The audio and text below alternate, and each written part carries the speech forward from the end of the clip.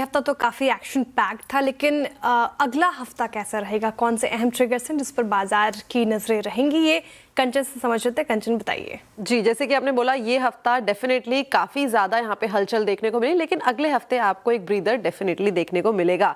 सोमवार की बात कर लेते हैं। देखिए, एसबीआई के नंबर्स कल आएंगे, लेकिन इसका रिएक्शन हमें सोमवार को आता हुआ दिखाई देगा। इसके अलावा इकोनॉमिकली यहाँ पे कोई मेजर डेटा नहीं आने वाला है, बट रिजल्ट के लिहाज से यहाँ पे बीएसई, अंबर, साथ में औरो फार्मा और जाइडस लाइफ साइंस के जो नंबर्स हैं आते हुए दिखाई देंगे। आगे बढ़ते हैं। 10 फरवरी की बात करी जाए तो फेड के जो मेंबर है उनकी यहाँ पे स्पीच आती हुई दिखाई देगी।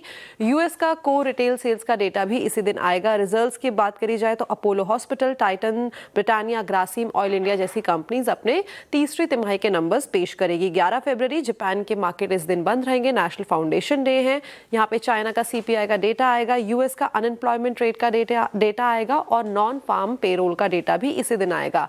रिजल्ट्स में Mahindra and Mahindra, max financial service, LG electronics, Ashok Leyland, Divi's lab अपने तीसरी तिमाही के नंबर्स प्रेजेंट करेगी। 12 फरवरी की तरफ बढ़ा जाए, इंडिया का सीपीआई का डेटा आएगा और यूएस का इनिशियल जॉबलेस क्लेम का डेटा भी इसी दिन आएगा। रिजल्ट्स में बायोकॉन, हिंडाल्को, एचयूएल, मुथूट फाइनेंस, ल्यूपिन जैसी कंपनीज अपने नंबर्स पेश करती हुई नजर आएगी। 13 फरवरी इंडिया का डब्ल्यूपीआई इन्फ्लेशन का डेटा और यूएस का सीपीआई का डेटा आएगा और रिजल्ट्स में KFin technologies, Alkem laboratory, Torrent pharmaceutical और इन्फो एज अपने नंबर्स पेश करेगी, लेकिन रिलेटिवली एक ब्रीदर है।